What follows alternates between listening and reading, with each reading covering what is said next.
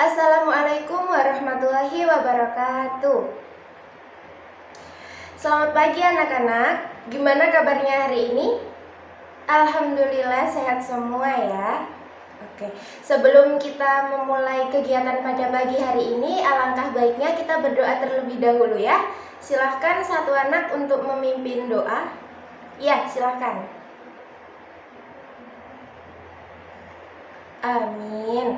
Oke, sebelumnya karena tak kenal maka tak sayang, jadi kita perkenalan dulu ya.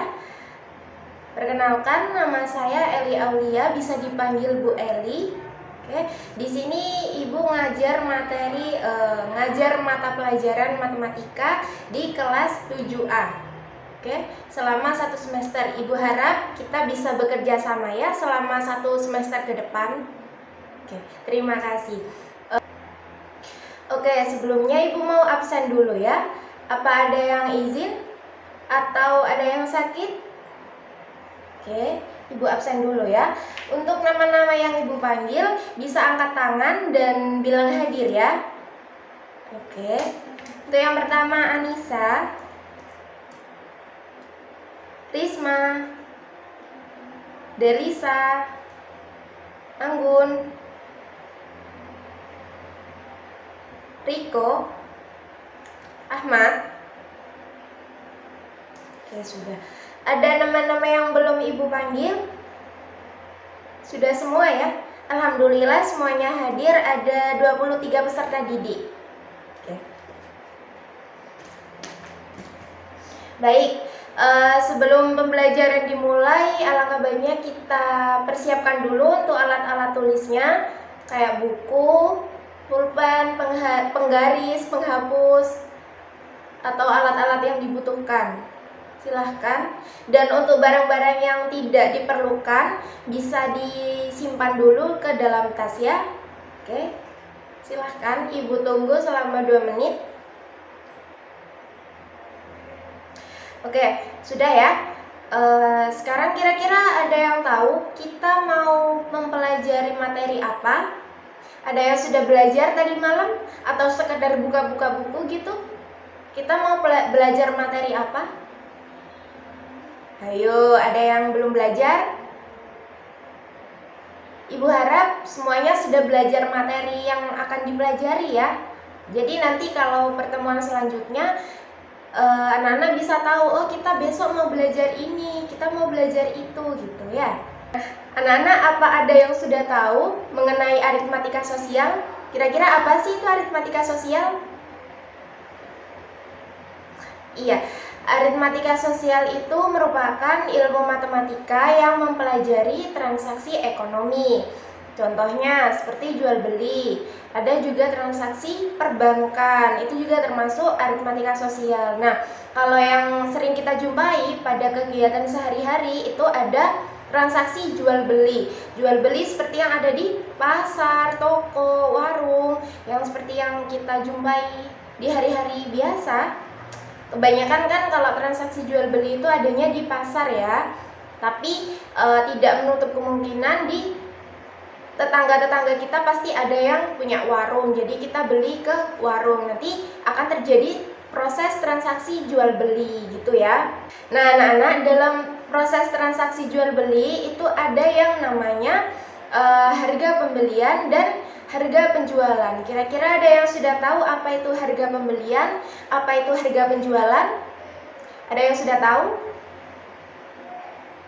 Iya, silakan. Anissa?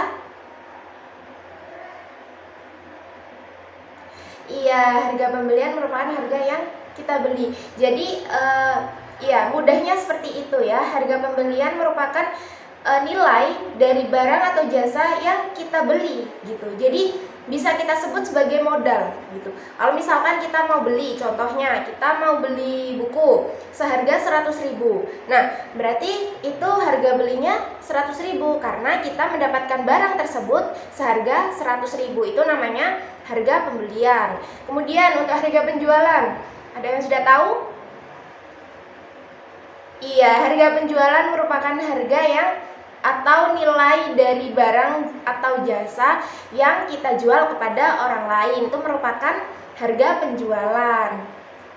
Jadi contohnya misalkan nih kita ini seorang pedagang, kita mau berjualan buku, kita beli buku ke toko grosir itu seharga 100.000, lalu kita jual kepada teman kita atau di rumah seharga 120.000. Berarti harga belinya berapa? Iya benar, harga belinya 100.000. Kemudian untuk harga jualnya 120.000 karena kita menjualnya seharga 120.000 dan kita mengeluarkan modal seharga 100.000 gitu ya. Itu untuk harga pembelian dan harga penjualan. Sudah dipahami ya untuk harga pembelian dan harga penjualan. Di sini ada contoh, bisa dilihat pada PowerPoint yang Ibu berikan. Oke, di sebelah sini ya nanti. Seorang pedagang buku matematika menjual bukunya ke koperasi sekolah seharga 35.000 per buku. Dan koperasi sekolah menjualnya dengan harga 38.000 per buku. Nah, pada kegiatan jual beli tersebut anak-anak dapat kita simpulkan bahwa harga pembelian buku sebesar 35.000. Kemudian untuk harga penjualannya sebesar 38.000. Seperti yang sudah Ibu katakan tadi ya, kalau kita misalkan beli itu merupakan harga pembelian. Kalau kita yang jual berarti harga penjualan. Seperti itu ya. Bisa dikatakan kita mengeluarkan modal seharga 35.000 lalu kita jual seharga 38.000 gitu ya. Harga pembelian dengan modal itu sama. Diingat-ingat, harga pembelian dengan modal itu sama. Oke, lanjut. Kemudian dalam kegiatan jual beli itu juga ada yang namanya keuntungan dan kerugian. Kira-kira apa ada yang sudah tahu apa itu keuntungan, apa itu kerugian? Ada yang sudah tahu? Oke, jadi keuntungan merupakan nilai dari barang atau jasa yang nominalnya lebih dari modal yang kita keluarkan atau lebih dari harga pembelian kita. Itu merupakan keuntungan. Diingat-ingat, untuk keuntungan itu nilainya lebih besar dari modal yang kita keluarkan. Itu keuntungan. Nah, kalau keuntungan nilainya lebih besar. Kalau kerugian kira-kira apa? Kalau keuntungan nilainya lebih besar. Nah, kalau kerugian sendiri ini nominalnya lebih kecil. Iya, kebalikan dari keuntungan. Jadi ada untung, ada rugi. Itu merupakan kebalikannya. Jadi kalau keuntungan itu nilainya lebih besar, berarti kerugian nominalnya lebih kecil. Lebih kecil dari apa? Lebih kecil dari modal yang kita keluarkan. Contoh misalnya, di sini kita beli sepatu seharga 200.000. Oke. Kemudian kita jual, ternyata laku 250.000. Jadi kita mengalami keuntungan atau kerugian. Kan kita belinya, kita mengeluarkan modalnya seharga 200.000. Lalu ternyata pas kita jual, harganya 250.000. Nah, kira-kira itu harga jualnya lebih besar atau lebih kecil? Iya benar, lebih besar. Berarti kalau lebih besar, artinya kita mendapatkan keuntungan. Benar sekali, kita mendapatkan keuntungan seharga berapa? 250.000. Kita mengeluarkan modal 200.000. Kita mendapatkan keuntungan berarti berapa kalau modalnya 200.000? 50.000. Tinggal kita kurangi saja jumlahnya. Jumlah harga penjualan dengan harga modal. Penjualannya 250, modalnya 200.000. Jadi 250.000 dikurangi 200.000. Dapat 50.000, ya kan? Benar? Oke, contoh lagi. Kita beli buku seharga 100.000. Kita beli ke pasar seharga 100.000. Ternyata pas dijual cuma laku 80.000. Kira-kira kita mengalami keuntungan atau kerugian? Kita mengeluarkan modal 100.000. Ternyata pas dijual dapat 80.000. nilainya lebih besar atau lebih kecil, pendapatan atau harga penjualannya lebih besar atau lebih kecil dari modalnya. Lebih kecil artinya kalau lebih kecil berarti kita mengalami kerugian. Benar sekali, kalau nilainya lebih kecil dari modal berarti kita mengalami kerugian. Seperti itu ya, bisa dipahami untuk keuntungan dan kerugian? Alhamdulillah bisa. Oke, jadi untuk mempelajari materi aritmatika sosial ini kita harus memahami konsep dari operasi bilangan bulat, operasi bilangan pecahan, dan operasi bentuk aljabar. Kira-kira anak-anak masih ada yang ingat dengan materi operasi bilangan bulat dan bentuk aljabar? Ibu harap masih ingat ya, soalnya kalau kita mau mempelajari bab baru atau materi baru itu pasti kita menggunakan materi yang sudah diajarkan sebelumnya. Jadi matematika itu continue, berkelanjutan gitu ya. Jadi apa yang sudah kita pelajari di pertemuan sebelumnya itu pasti akan kita gunakan di materi-materi yang akan kita pelajari selanjutnya gitu. Nah, kira-kira kenapa sih kok kita harus mempelajari materi aritmatika sosial ini? Kira-kira ada yang tahu tujuan dari pembelajaran kita kali ini? Oke, tujuannya tidak lain dan tidak bukan, yakni untuk mengetahui dan memahami keuntungan dan kerugian seperti yang sudah Ibu singgung di awal tadi ya, mengenai keuntungan dan kerugian. Ibu harap anak-anak paham ya mengenai konsep keuntungan dan kerugian. Itu tujuan dari kita mempelajari materi aritmatika sosial di pertemuan pertama ini. Nanti kalau pertemuan selanjutnya tujuannya beda lagi. Jadi kita hari ini cukup untuk memahami konsep keuntungan dan kerugian. Seperti itu ya. Oke. Baik, kita lanjutkan pembelajaran kita hari ini. Bisa dibuka untuk LKS-nya. Di situ sudah ada pada halaman 17 sudah ada permasalahan atau contoh. Bisa kita lihat. Oke, untuk kasus yang pertama ada Pak Subur tukang bubur ayam. Di situ sudah ada pemasukan, ada pengeluaran, dan juga keterangan. Oke, untuk kasus yang pertama yakni Pak Subur tukang bubur ayam. Di situ ada pemasukan dan ada pengeluaran. Nah, di sini pemasukan itu apa sih? Pemasukan merupakan hasil dari penjualan, gitu ya. Jadi Pak Subur mendapatkan pemasukan, artinya Pak Subur memiliki hasil dari penjualan itu sebesar 1.100.000. Kemudian pada kolom pengeluaran itu ada 1 juta pengeluaran, berarti modal yang sudah dikeluarkan atau dana yang sudah dikeluarkan oleh Pak Subur untuk membuat bubur ayam itu sebesar 1 juta rupiah. Nah, di sini Pak Subur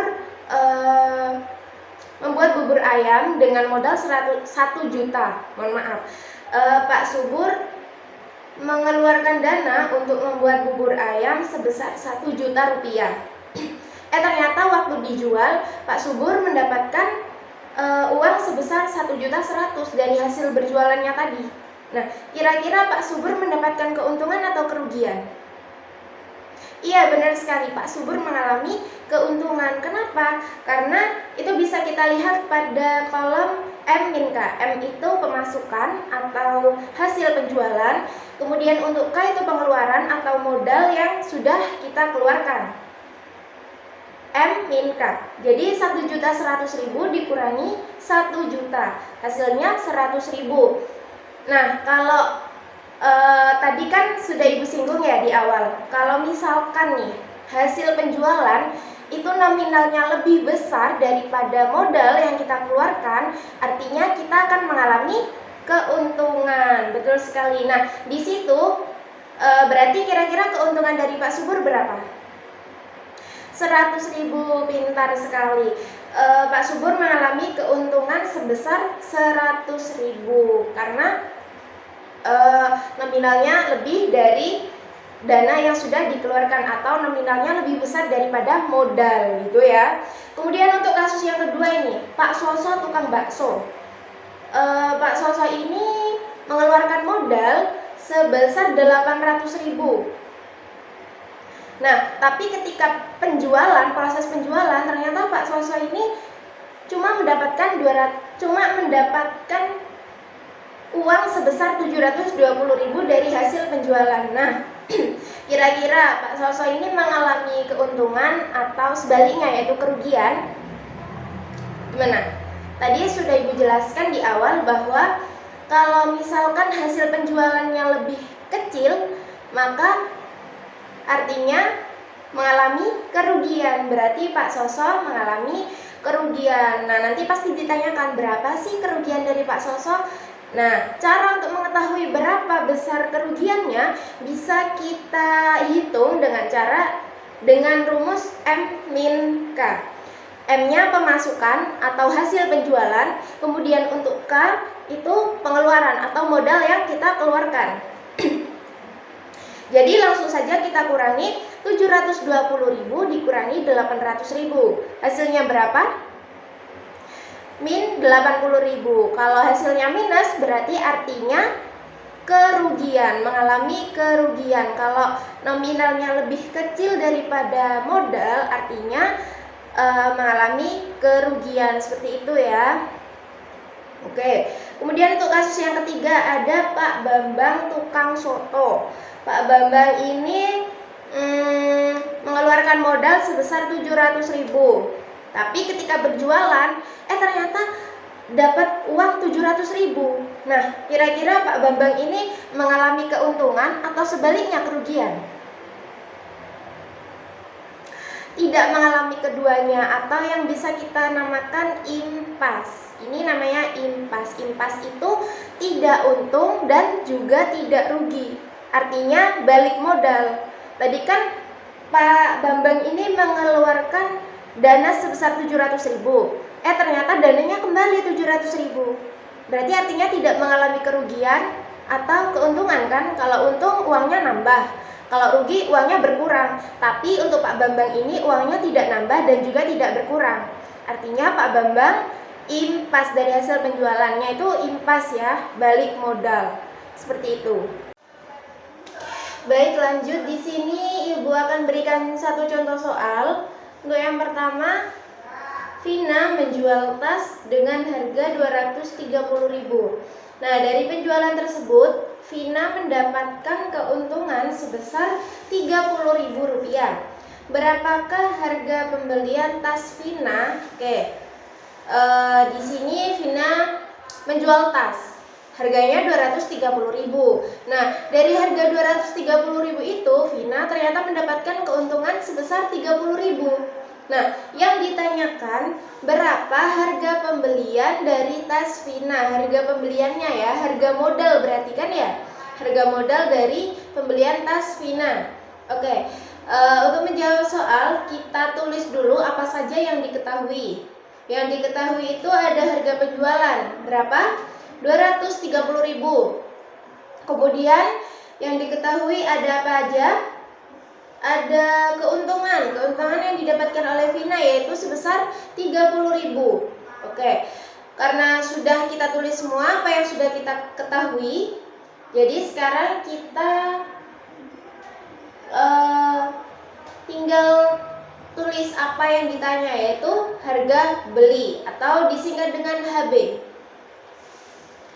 Oke, untuk HB, rumus mencari HB itu kita gunakan seperti yang ada di LKS yaitu HJ min U, yaitu harga penjualan dikurangi dengan keuntungan. Harga penjualannya tadi berapa? 230.000. Kemudian dikurangi keuntungan. Keuntungannya sebesar 30.000. Jadi 230.000 dikurangi 30.000. Berapa hasilnya? Hasilnya adalah 200.000. Jadi harga pembelian dari tas Vina adalah 200.000 gitu ya. Jadi Vina mengeluarkan modal sebesar 200.000, kemudian Vina menjualnya seharga 230.000. Jadi Vina mendapatkan keuntungan Rp30.000. Seperti itu ya. Kemudian karena sudah selesai pada contoh soal dan bisa dilanjutkan ke contoh-contoh soal yang lain, bisa dipelajari mandiri ya.